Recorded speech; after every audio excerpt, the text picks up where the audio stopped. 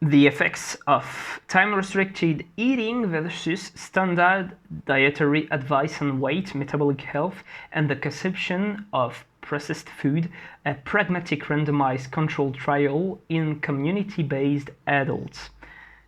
Donc, on se retrouve aujourd'hui pour une revue informelle d'études et mon Dieu, est-ce que c'est une étude qui est intéressante, mais malheureusement qui ne donne pas des conclusions incroyables. Qu'est-ce qui s'est passé? Eh bien, c'est une étude qui a été faite en 2 temps. Où en fait on a d'abord regardé, enfin on a fait d'abord une espèce d'observation, enfin une phase d'observation où les gens, c'est très compliqué d'expliquer le protocole de cette étude-là. En gros, ils ont pris des gens qui étaient, qui avaient un syndrome métabolique ou qui se rapprochaient d'un syndrome métabolique. Un syndrome métabolique, c'est quoi? C'est l'obésité qui amène à plein de choses différentes. Enfin, c'est pas exactement ça, mais parce que l'obésité c'est plutôt un symptôme, mais ça arrive, moi je trouve, c'est beaucoup médié par l'obésité. Donc ça arrive à, tu arrives en fait à plein de problèmes métaboliques qui sont reliés à ton obésité. Par exemple, il me semble qu'il y a la stéatose hépatique, il y a, la perte de la sensibilité à l'insuline, donc un prédiabète, etc., etc. Et en fait, eh ben, ils ont voulu voir comment est-ce qu'on pouvait faire pour aider des gens qui étaient dans ce cas-là. Alors déjà, c'est une étude suisse et ils ont été obligés de baisser leurs critères d'inclusion au syndrome métabolique parce que en Suisse, il n'y a pas assez de personnes obèses pour faire cette étude-là. Enfin, peut-être pas dans toute la Suisse, mais en tout cas, en termes de proportion sur la Suisse, c'est un pays d'Europe où il y a moins d'obèses que la majorité des pays en fait alentours. Donc du coup, bah, c'est pénible pour ce type d'étude-là, ce qui est un petit peu, ça va à l'encontre de tout le monde sur la planète entière, mais c'est marrant de voir que voilà, ils fait comme ça. Mais toujours est-il que ils ont fait d'abord une phase d'observation avec du coup, ils ont pu déterminer si les patients rentraient ou pas dans les critères, et ils ont essayé de leur faire faire, en fait, même pendant tout le long de l'étude, pas seulement pendant l'étude d'observation, ils leur ont fait manager leur alimentation avec une application smartphone où ils prenaient en photo les plats et ils disaient à quel moment de la journée ils l'avaient pris. Parce que le but de cette étude-là, c'était grosso modo de comparer un groupe qui faisait du jeûne intermittent et un groupe qui n'en faisait pas et qui avait juste reçu des conseils standards des dietary standard advices, donc tu sais les conseils en fait de diététique standard pour améliorer ta santé. Donc autant sur le poids perdu que sur les marqueurs métaboliques. Voilà. Et bon, bah alors, pourquoi est-ce qu'on peut pas tirer grand-chose de cette étude-là? Parce que la période de restriction de l'alimentation, de jeûne intermittent, elle était de 12 heures par jour. Donc c'est-à-dire qu'ils avaient le droit de manger pendant 12 heures, ils n'avaient pas le droit de manger pendant 12 heures. Enfin, je suis désolé, hein, voilà, je vais le lire d'une façon simple, c'est pas du jeûne intermittent. Déjà, le jeûne intermittent, 16 heures, 8 heures, c'est juste sauter le petit déjeuner.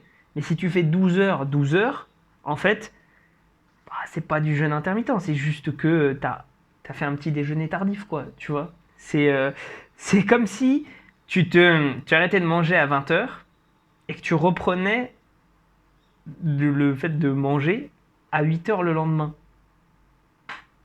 Ben, c'est une journée standard pour la majorité des gens, en fait.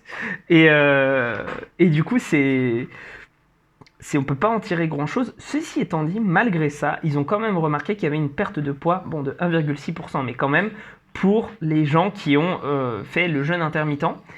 En revanche, et ça c'est ce que je trouve aussi très intéressant, c'est qu'ils ont fait, pour classer les aliments, pour voir ce qui était bien ou ce qui n'était pas bien, ils ont utilisé la classification NOVA du degré de transformation.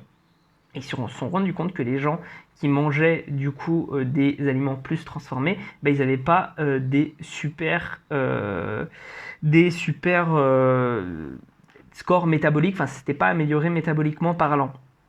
Donc ce qu'il faut en retenir finalement, parce que bon, comme je dis, c'est compliqué d'inférer sur cette étude-là au regard de la façon qu'ils ont eu de faire le jeûne intermittent. Ce qu'il faut quand même en retenir, c'est que le jeûne intermittent, même si ça fait perdre du poids, si jamais tu prends le protocole Nova, enfin pardon, pas si tu prends le protocole Nova, si tu prends des aliments ultra transformés selon la classification Nova, voilà, eh bien, ça ne va pas te, comment dire, ça ne va, c'est pas le jeûne intermittent qui va faire que magiquement tu vas te soigner entre guillemets.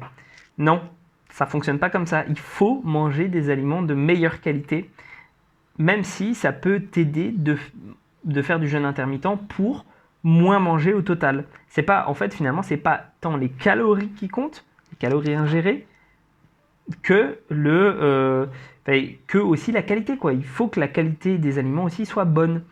Et donc, c'est là où on retrouve en fait la limite de toute l'approche If it fit my macros, c'est-à-dire que il faut pas se dire que tu es exempt de manger des fruits, des légumes en majorité dans ton alimentation. Je dis pas qu'il faut pas manger d'aliments ultra transformés, je dis qu'il faut les limiter, parce que sinon, enfin parce que si tu manges que des aliments ultra transformés, etc., bah oui, tu vas avoir des problèmes de santé. Donc je pense en particulier à la mode en ce moment qui est de dire oui, le jeûne ça soigne de tout, on peut manger ce qu'on veut, etc. C'est pas vrai. On ne peut pas manger ce qu'on veut. On doit faire attention à son alimentation suivant la classification Nova. Et la classification Nova, voilà, je te l'explique pour que tu aies quelque chose quand même à retenir de tout ça. La classification Nova, je crois qu'elle est en 4, enfin 3 ou 4, c'est les aliments pas transformés, donc typiquement les fruits, les légumes, les aliments transformés, donc type enfin peu transformés plutôt, on va dire, peu transformés, donc type, je sais pas moi, le beurre, les choses comme ça qui sont en fait ça a subi une transformation, mais pas une transformation incroyable, il n'y a pas eu de cuisson, de découpage, etc. Les aliments transformés, mais ces aliments transformés, ce sont des aliments que tu peux faire toi-même. Donc, comme je te dis, quand tu fais cuire quelque chose, par exemple des patates ou quoi que ce soit, tu les transformes en aliments transformés. Et puis les aliments ultra transformés, donc des aliments que tu ne peux pas vraiment faire toi-même, qui ont subi plein de processus de transformation industrielle. Et ce sont ceux-là, c'est vraiment la catégorie à limiter. Même des aliments transformés, ce sera bien meilleur que des aliments ultra transformés. Donc garde bien ça à l'esprit. Et dis-toi aussi quand même que, il faut être honnête, le jeûne intermittent peut t'aider à perdre du poids parce que, en règle générale, les gens qui sautent un repas ont tendance à moins compenser sur les repas derrière. Voilà. Parce que ça, ils le disent aussi dans l'étude vis-à-vis d'autres études qui ont été menées sur le même sujet avec des périodes plus longues. Voilà. Prends soin de toi. On se retrouve pour une prochaine vidéo et j'espère que ça t'aura été utile.